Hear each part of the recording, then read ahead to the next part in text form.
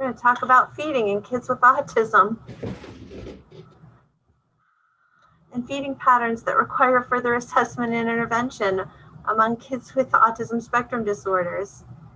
And we'll think a little bit about the impact of feeding problems on kids' overall health and daily functioning, how problem feeding of the child with autism affects the family and their caregivers. And we'll talk about strategies to address various feeding problems among kids on the autism spectrum. So I ground every talk that I give in just thinking about feeding in general, because I think it's something that most of us take for granted, because if you eat typically, you do it every day and you don't think twice about it. But oral feeding is really a very complicated process. And for those of us who pop food in our mouths and just sort of chew and swallow it, no big deal. It actually involves the transfer of food from the oral cavity into the esophagus. And to do that, you have to protect your airway. And it involves split-second sequential timing of a whole bunch of muscles in order to make that transfer and get the airway covered. And it's very complex. And if anything goes wrong, you'll choke or aspirate food or liquids into the lungs. And for kids with any kind of oral motor difficulty, they'll choose to protect their airway over eat. And so it's much more complicated than we give eating credit for. Also, feeding skills are learned in a developmental sequence, much like motor skills and other skills. And so for kids who miss parts of the developmental sequence, particularly for the acquisition of solid foods, so for example, kids who don't take pureed baby foods well, it will throw off their ability to take higher textured solids later, oftentimes. Oral feeding also is one of the few activities that human beings engage in that involves all of the senses. So for kids, particularly thinking now about kids on the autism spectrum who have a lot of sensory processing difficulties, feeding is one of those tasks that can be really challenging. Oral feeding also involves a significant social and interpersonal component for most of us. And again, when we're thinking about kids with autism who struggle with social and interpersonal skills, feeding can be really difficult. The prevalence of feeding disorders, depending on what literature you look at, the numbers are all over the place. So just sort of picking some to give you a feel, the estimates just in the general pediatric population, looking at kind of mild pickiness, range from around 30 to 40% of kids in the early childhood period are reported to experience some sort of picky eating. When you look at the general special needs population, not specifically kids on the spectrum, but kids with any kind of special developmental or health need, those estimates run, again, these numbers are everywhere, but an average of around a third of kids with special needs have significant feeding problems. And when you're looking at children with autism specifically, again, the numbers are as wide ranging, you think about as kids on the spectrum can be, right? 46 to 89% of kids with autism have some kind of feeding challenges. When we look at the medical and developmental conditions that can co-occur with feeding problems, again, we're going to see a really large range. Kids who were born early, which often comes with co-occurring GI and or respiratory difficulties that can impact feeding. Children with GI issues, reflux, chronic constipation, which often goes hand in hand with limited feeding, celiac disease, other kinds of GI issues, neurologic, genetic disorders, certainly autism spectrum disorders when we're looking in the neurologic realm, cardiac and respiratory disease, all of these can co-occur with feeding problems. We look always in our clinic at ENT issues, chronic congestion, kids with large tonsils or adenoids, food intolerances and allergies. And I threw psychological trauma on here. And typically when we think of psych trauma, we're looking specifically at kids who've had like choking experiences, those kinds of issues, traumatic food-related issues that may be impacting their feeding moving forward. Co-occurring mental health conditions can also be seen with feeding problems, most commonly anxiety, sometimes obsessive compulsive disorder, less commonly depression, sometimes ADHD. Just as a point of reference, there are some children who meet criteria only for ARFID, which is avoidant restrictive food intake disorder.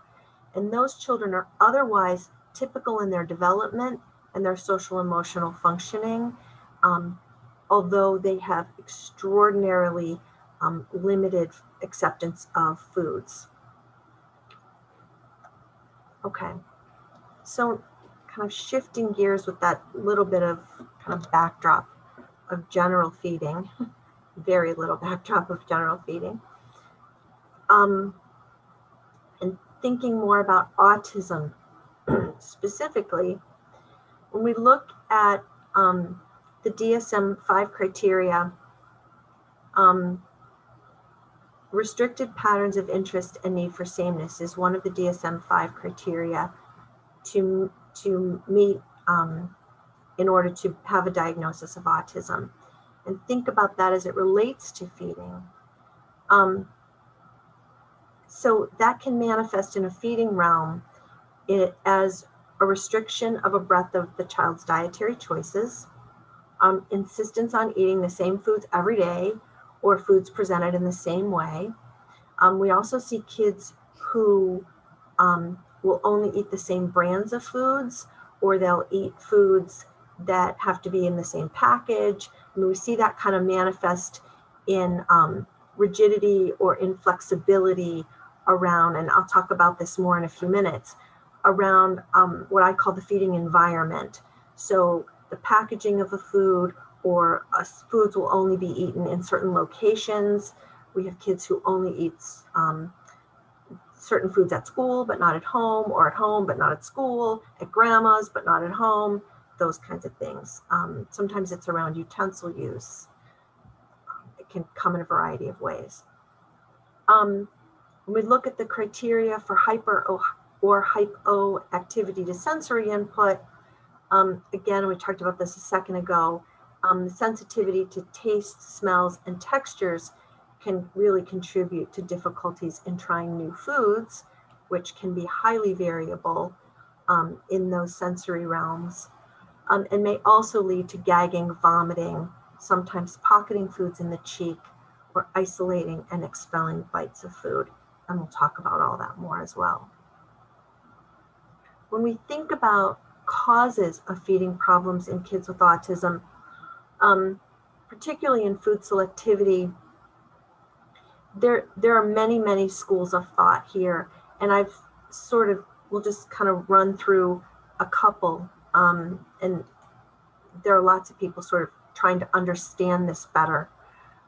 There's speculation that some kids with autism may have greater taste acuity, and there's been some research that some kids on the spectrum have been found to be less accurate at identifying certain tastes, particularly sour and bitter, than their same control group peers who do not have autism spectrum diagnoses. There's some sort of theorizing about kids kind of seeking a sugar high from those high glycemic index carbohydrates that many kids who limit their diet seem to crave. I actually tend to disagree with that theory. We can talk about why. I think it's more kids being more readily able to tolerate that particular crunchy texture.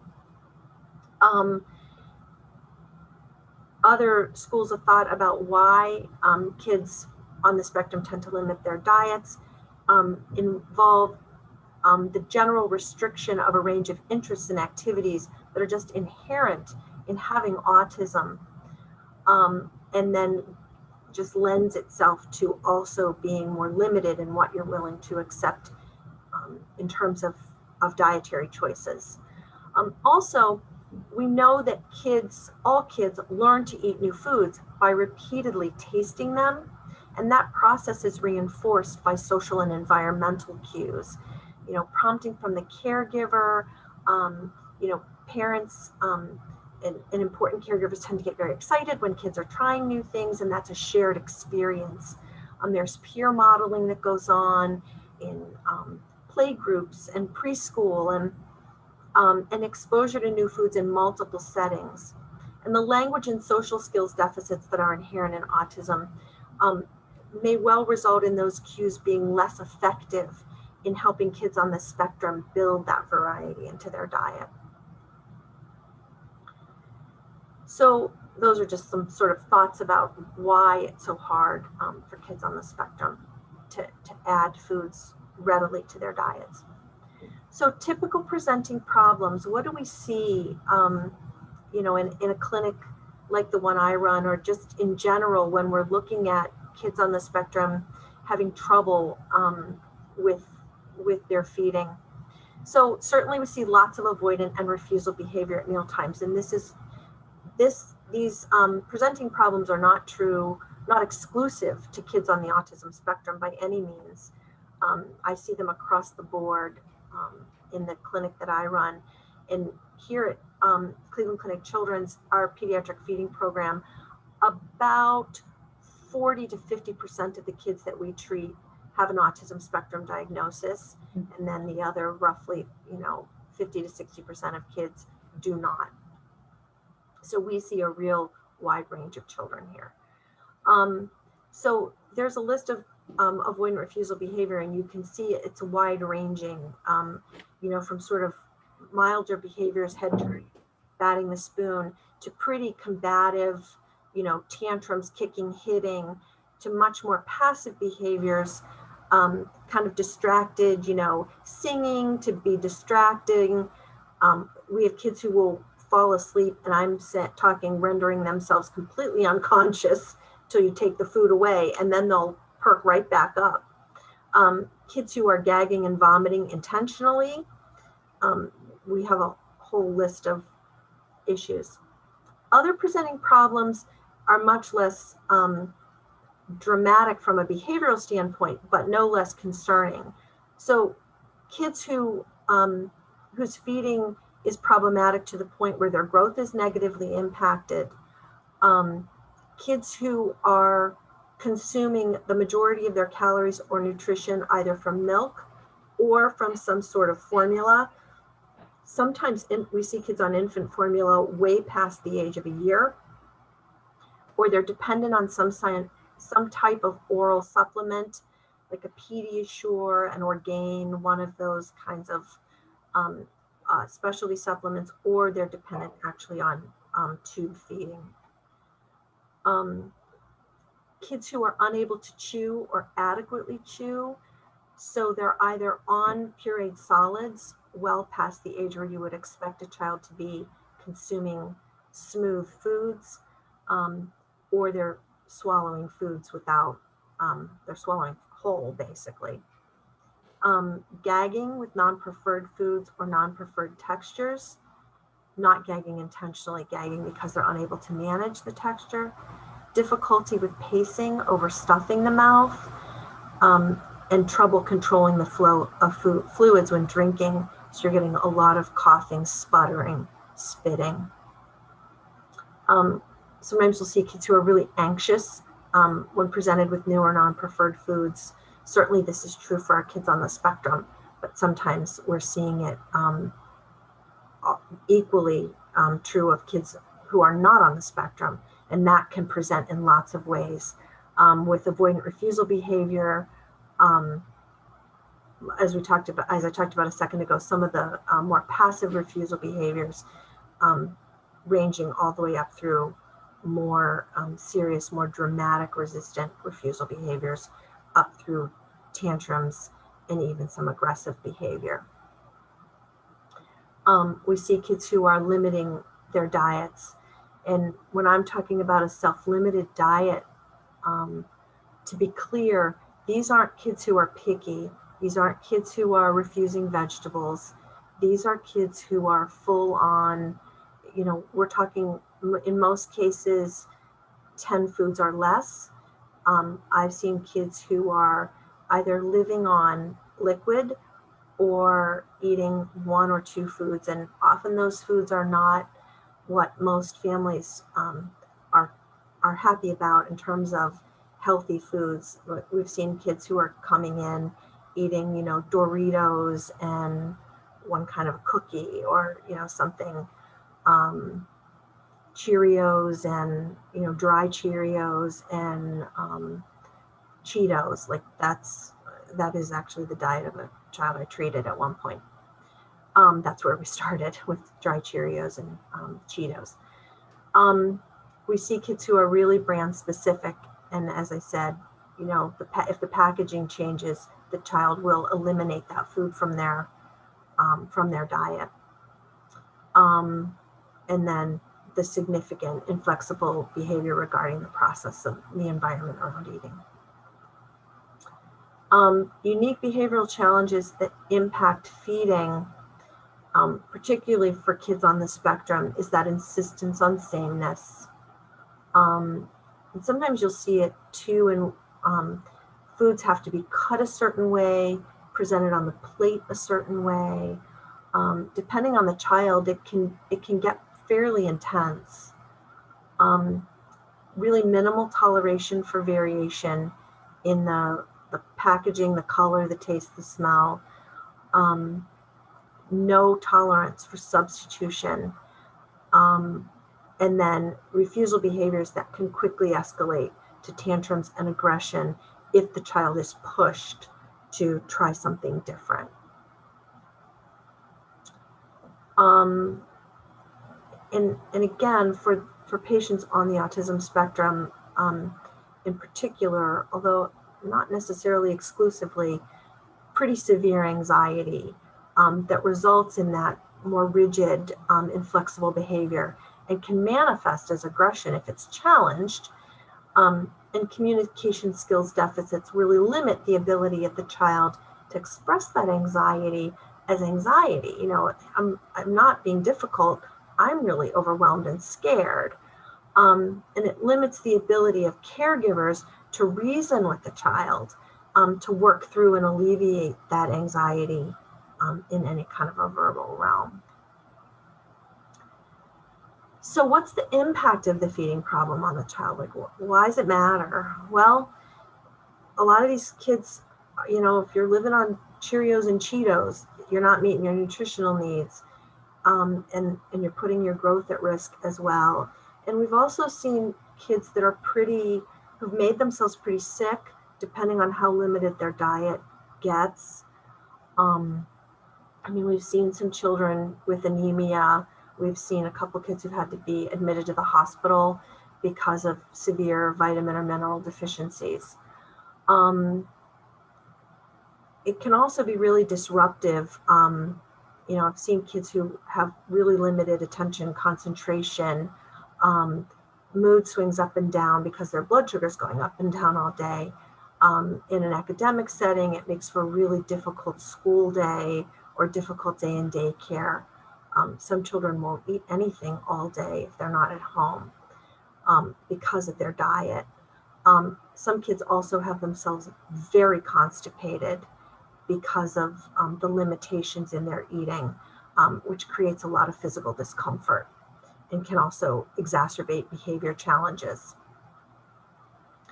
So I talked about the mood swings and the irritability, increased episodes of acting out, sometimes in eating situations, because seeing other people eating non-preferred foods can be distressing.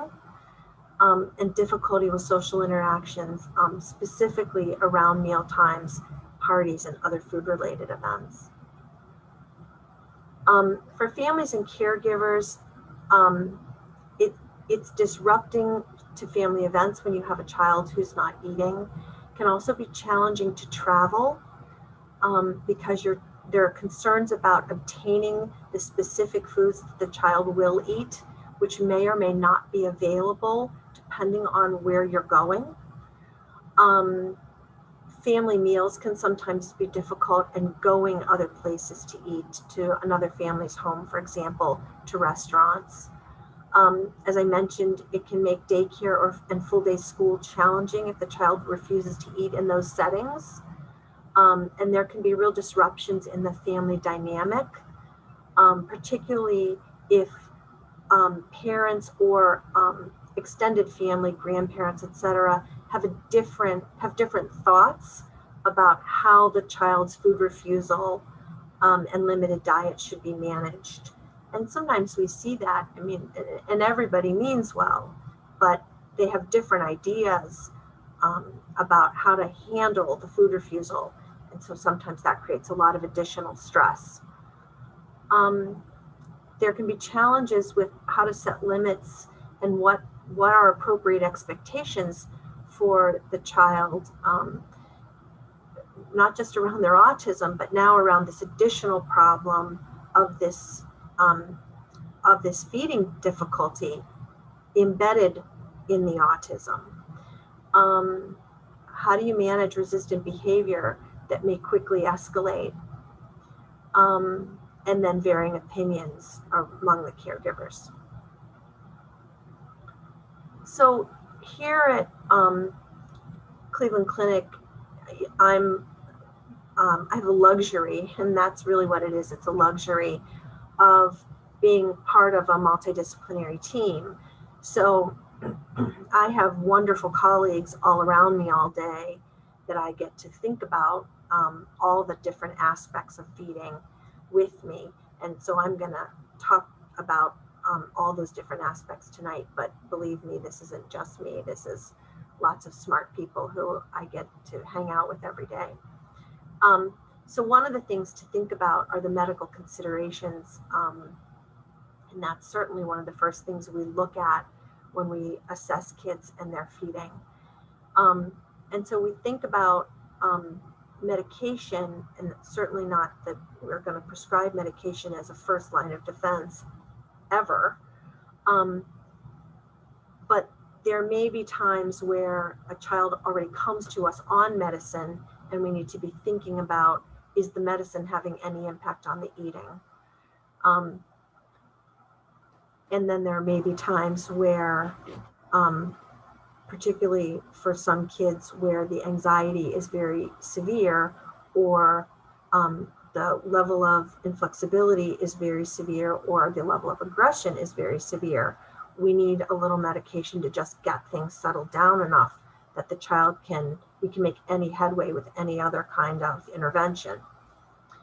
So sometimes psychotropic medications are one tool in the toolbox to address really rigid and inflexible behavior, significant attention deficit hyperactivity, severe anxiety, or significant aggressive behavior.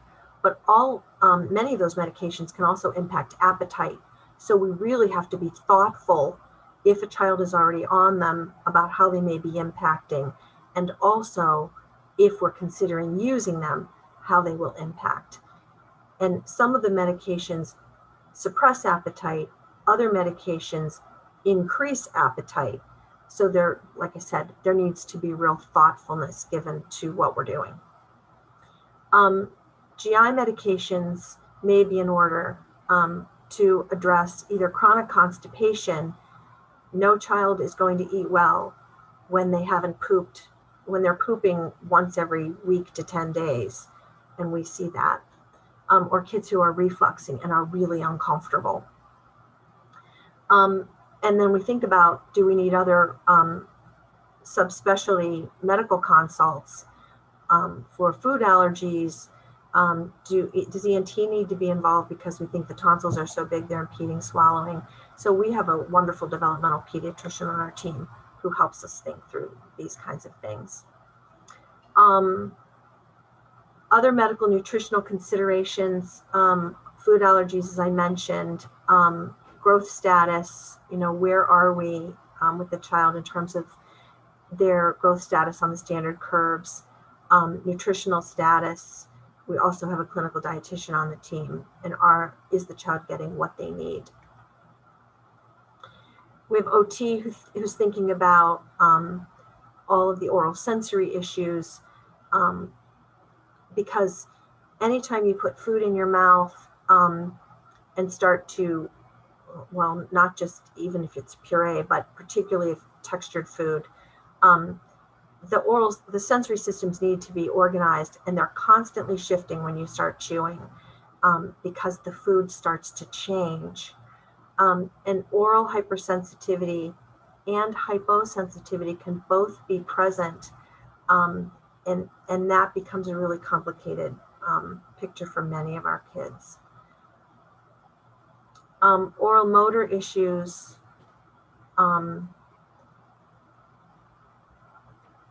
can also be challenging, and maybe due simply to a lack of experience.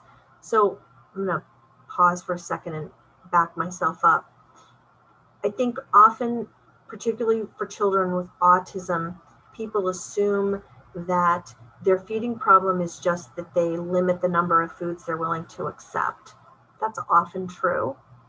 It's likely the most common feeding problem presenting for kids on the spectrum.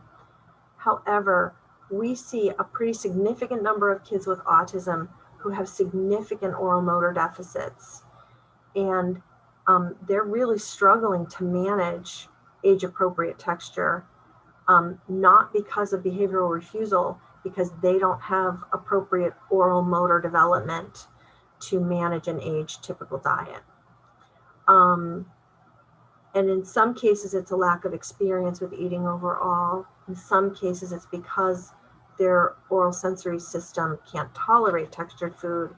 And in other cases, they can't move their tongue from side to side. They can't get their lips closed on a spoon. I mean, there are actual sort of oral skill, muscle coordination deficits, and they need a lot of work to remediate that. In some cases, we've seen kids who are actually aspirating, and that hasn't been sorted out.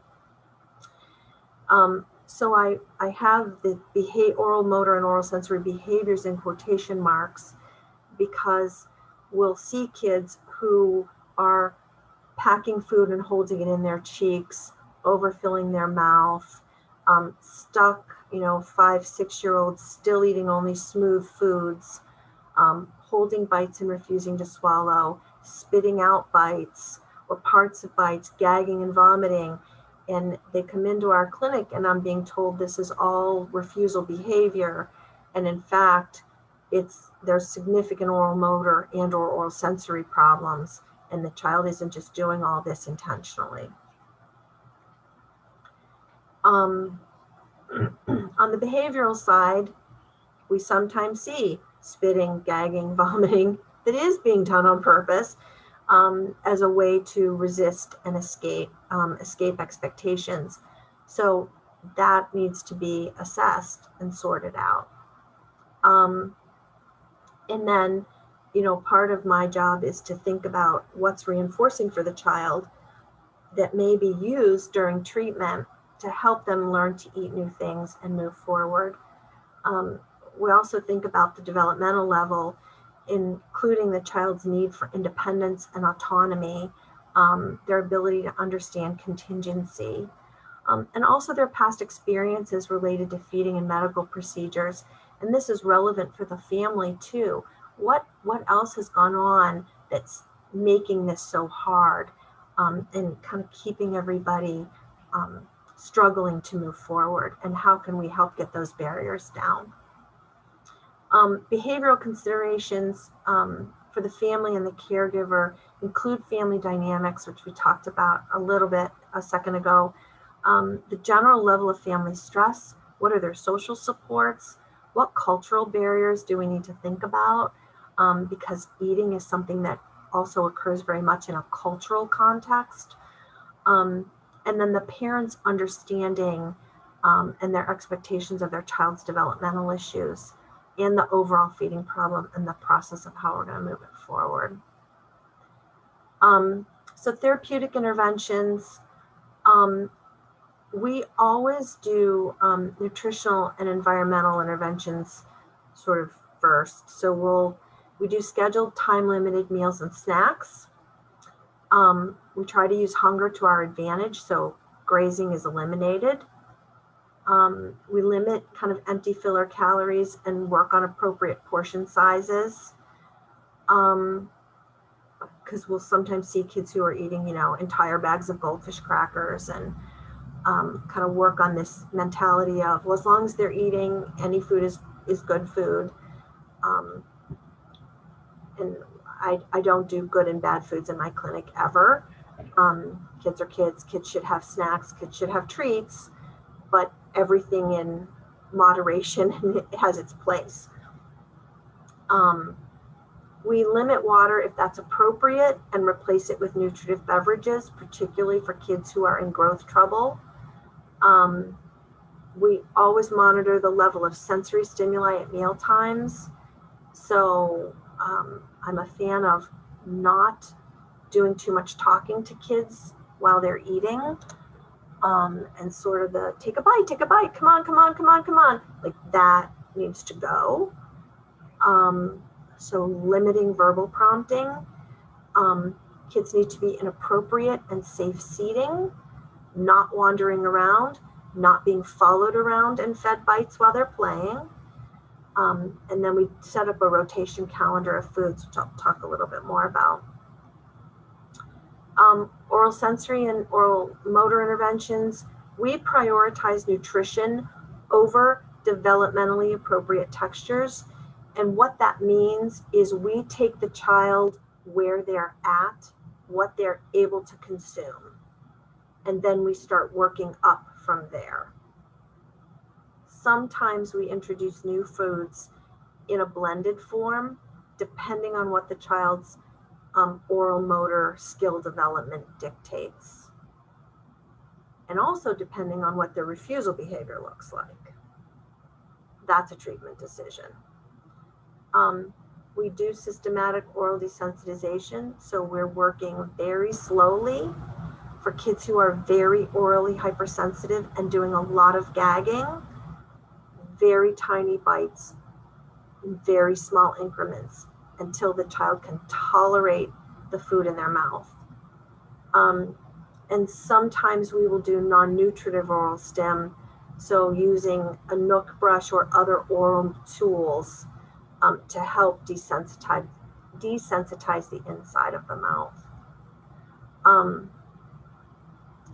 And then we have to do some thinking about which spoon or drinking system based on the child's oral motor and oral sensory needs. Like sometimes we'll get kids that are 3, 4, 5 years old and still on a baby bottle, and we're trying to wean them to something that's more age appropriate.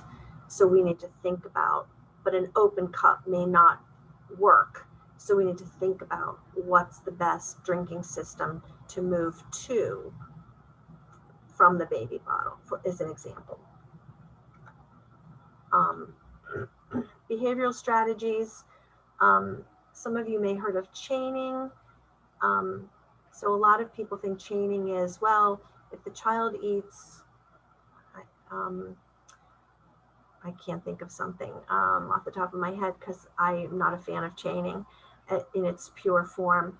If the child eats something red, strawberry, then we're going to go with red foods, and we're going to do a cherry and watermelon and a red pepper, and we're just going to do red things.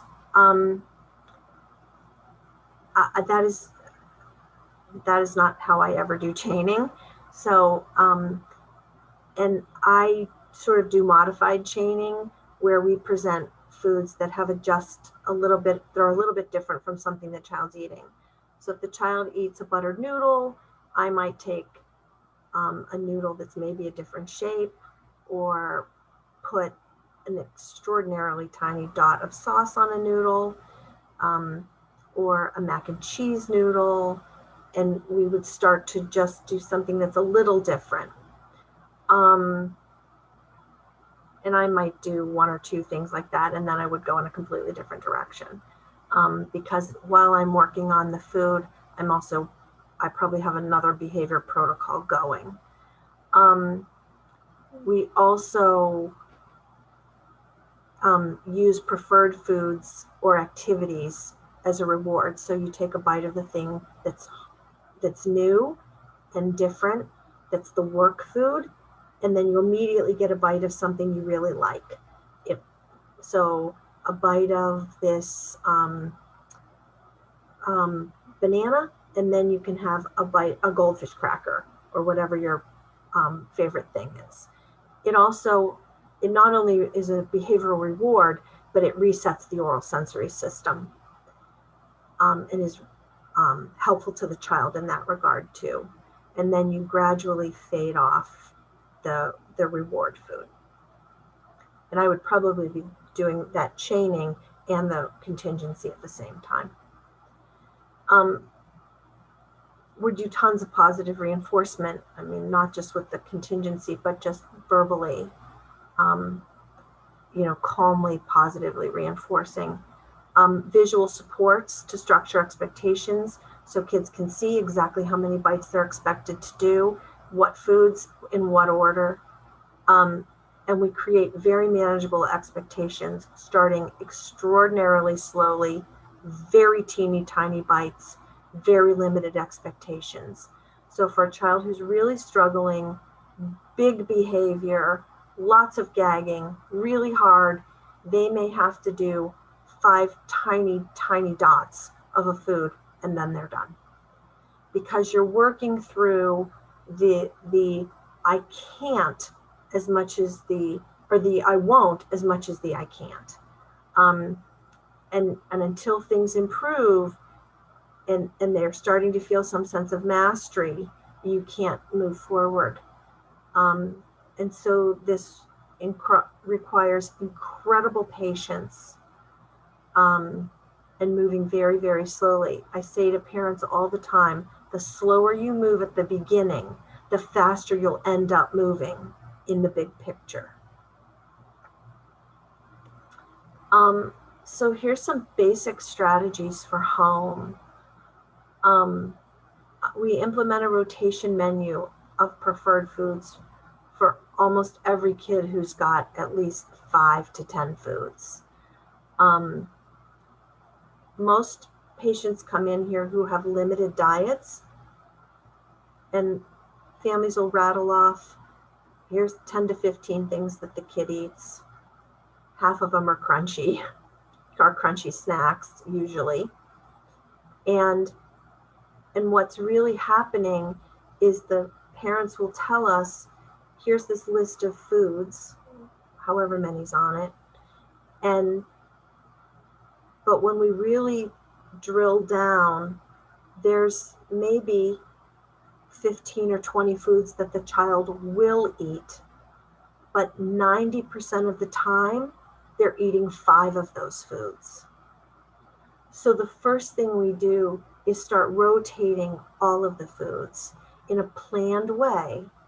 This is what's for breakfast on Monday, lunch on Monday, dinner on Monday, breakfast on Tuesday, lunch, dinner. And these are the snacks. They're all planned. The schedule is consistent, and there's no grazing in between. So that they're optimizing the use of everything the child will eat. If the child's capable of eating 20, then they should be eating all 20, not 5 of the 20. And that prevents the child from continuing to drop foods and from doing what I call food jagging. I'm going to eat mac and cheese every single day for every single meal for a month and a half. And then I'm dropping mac and cheese and I'm not touching it again for 6 months. And then I'm going to do bacon for 6 weeks nonstop. And that's what we see a lot of our kids, particularly on the spectrum, they're famous for this. We do it all the time. So you want to maximize the use of whatever foods you've got. And don't let kids graze in between. Meals and snacks on a schedule. See, kids should be sitting to eat. It's safer, among other things. And then caregivers assisting with pacing of the meal as if the child needs that. To introduce new or non-preferred foods, it's what I said I was talking about a few minutes ago, starting with one food at a time, really small tastes, alternating with something highly preferred. This is usually the best strategy. I won't say there aren't kids that I've done different things with, because there sure have been, but this is sort of a basic strategy. Distracting with something highly preferred is sometimes helpful. A preferred toy, some music, sometimes a video, but that has to be used really carefully. Some like a tabletop activity, like a coloring page or a puzzle.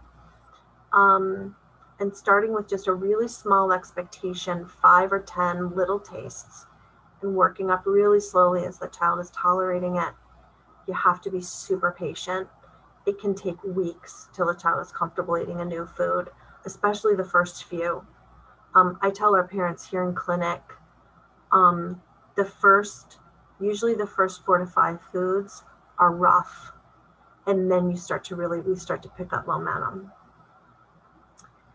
So when is treatment needed? I mean, when do you sort of say, okay, we've tried this at home, like we need to call in, we need to try something different. We need help.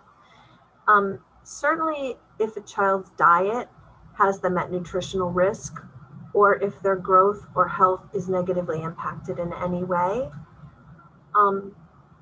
If the diet is impacting the child's behavior and attention in school or other settings, if the child's overall quality of life and the level of family stress is really being affected, then I think those are considerations that maybe this is bigger, and that something more is needed.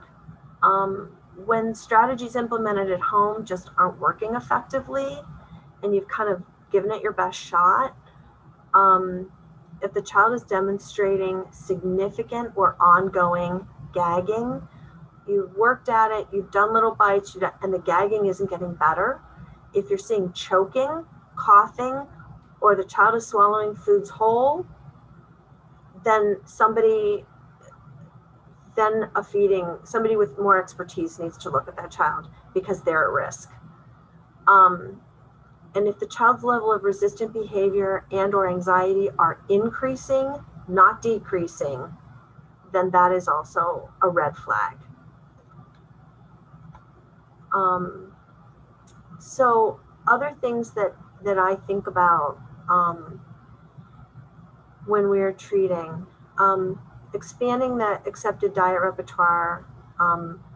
Sometimes we'll see kids who've been in straight sensory-based treatments where they're doing a lot of tasting, licking, and kissing foods and nothing else, and it's not translated into eating. So my mantra is a little of that, okay, but the goal in treatment here in my clinic is that foods are to be reliably incorporated into the diet and volume. So if all a child is doing is tasting, and certainly if all they're doing is licking or kissing food, that's not eating. So that doesn't count. They need to be incorporating the food into their diet and learning to eat it. The other thing to remember is that most kids with feeding disorders, not just kids with autism, all kids with feeding disorders, have a really strong tendency to regress back with regard to their food preferences. It takes a lot of ongoing attention and effort to maintain an expanded food repertoire. So I tell all of our parents, you have to be really prepared to work hard and long to keep your child's diet open and moving forward. The treatment process needs to be sort of fluid, but not random. We're not throwing darts at a board. There needs to be a plan that's clear in terms of where you're moving. But you're going to have to take some steps in different directions based on how the child responds. There's no magic for treating feeding disorders. As I said a second ago, be prepared to work long and very hard. For kids who are down to a very limited number of foods, they are not likely to just magically decide that they want to start eating stuff or go to school and see other kids, or those things just very rarely happen. Parental commitment to the process is critical. Earlier treatment intervention carries a better prognosis. I mean, I think that's true for most things. The earlier, the better.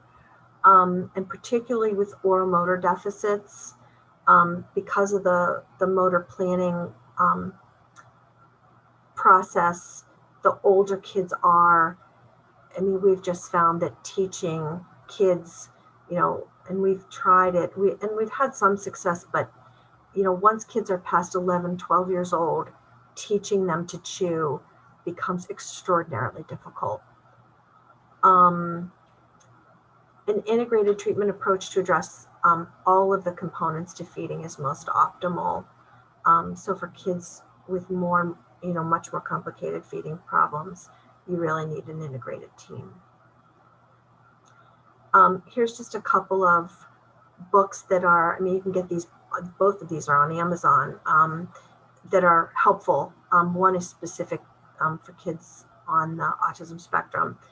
The other's a little more general, but certainly addresses issues for kids on the spectrum as well. Thank you for your attention and your patience with the tech problems. And I'm happy to answer any questions.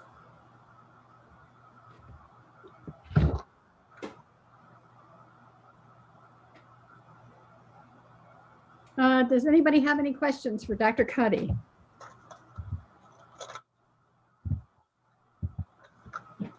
Oh, could you show that slide with the books again, Dr. Cuddy?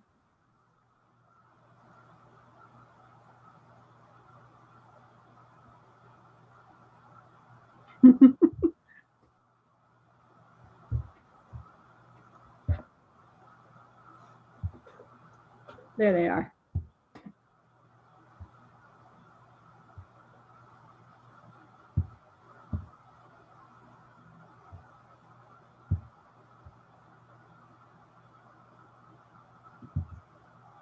Is there a good schedule of meals and snacks to follow? When we do it here, we individualize it actually to every family, to what, you know, I mean, I literally start by saying, what time does your child wake up in the morning? And I go from there, and it's based on, you know, we work around naps, we work around whatever. So my general rule of thumb is, depending on the age of the child, so for younger kids, every 2.5 to 3 hours.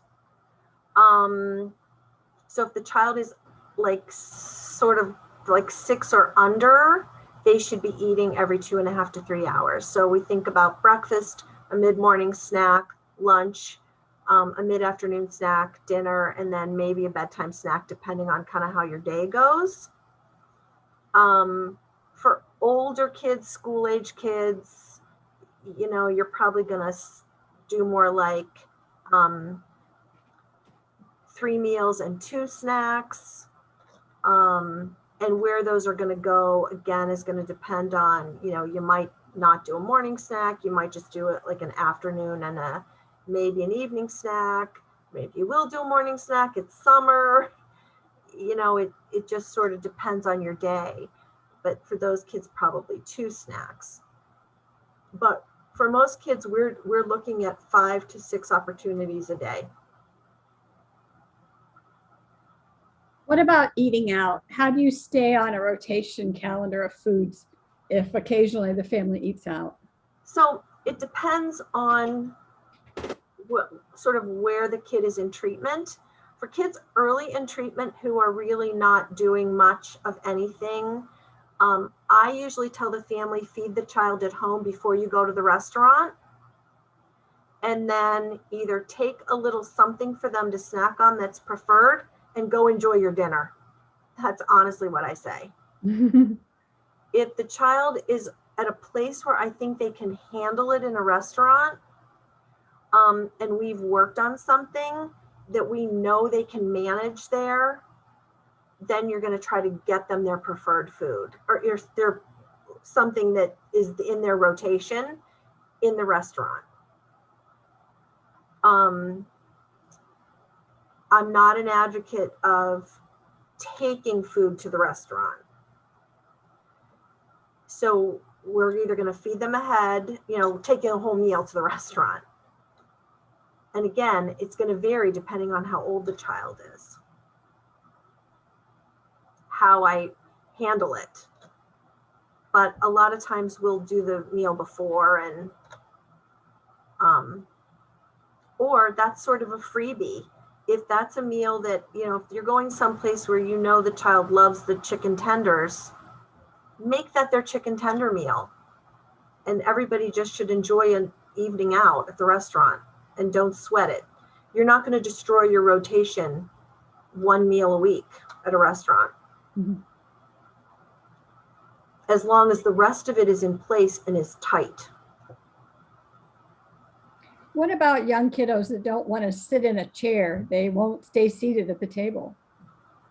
Then you start by working on sitting.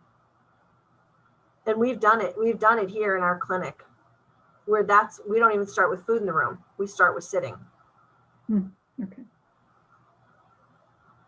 And we've started just with sitting for 10 seconds. And then we work our way up. Mm-hmm. And we've had some kids where sitting for 10 seconds, it's an adventure to get in the chair, and it's 10 seconds that feels like 10 hours. And we work through it until 10 seconds is, 5 minutes. And then it's 5 minutes with food on the counter. And then it's 5 minutes with food on the tray. And then we go from there.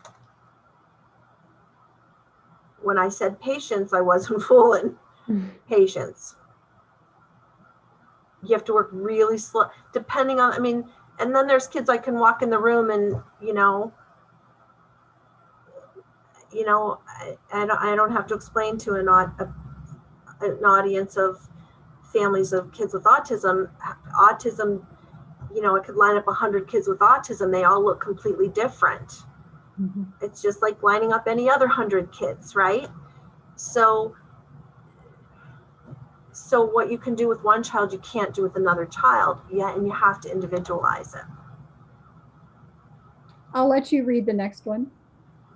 I don't know that I can see the next one. No. How long is your wait list to get into the clinic? Oh. And do you have an age cutoff? So I'll answer the second one first. Our age cutoff right now is 12. And I need my program coordinator to tell me what our wait list is. We don't exactly have a wait list. So when you call to speak to you, if you call here, you'll speak to our program coordinator, Mietta Roberts, who's delightful. And she'll do an intake and she'll send you an intake packet. It's not very long. It's not very complicated, but it's just some basic forms. And you'll send those back. And then once we get them, she'll call you to schedule. So that part's totally in the family's control. How long it takes you to send that back. And then once you get it to schedule, I think right now we're scheduling like into September. We're out to about fall. We're out about.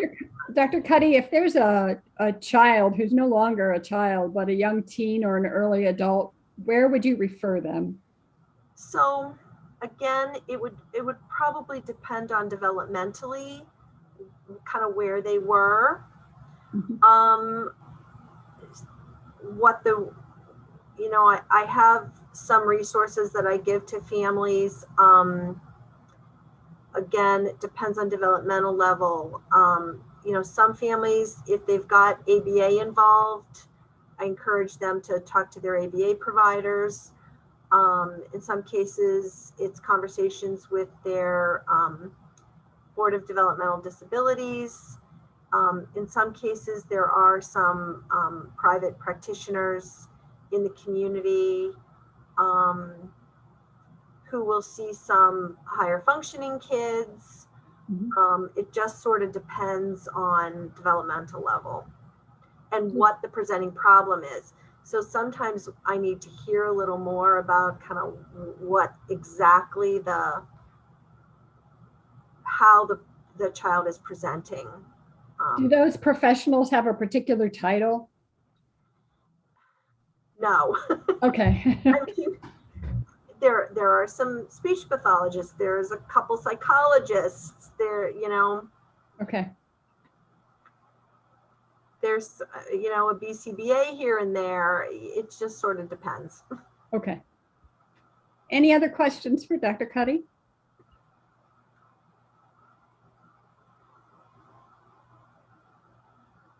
Great. Well, Dr. Cuddy, thank you so much for your expertise and your experience. This was valuable. And for those who attended, this recorded webinar, minus the technical problems, will be coming on our website, the Autism Society of Greater Akron, probably by the middle of next week. If you have any other questions, feel free to email me at wendy@autismakron.com. Otherwise, have a wonderful evening. Have a great 4th of July. And thank you again for your time, Dr. Cuddy. Oh, you're very welcome. Thank you all for your Bye-bye. time. Have a good night. You too.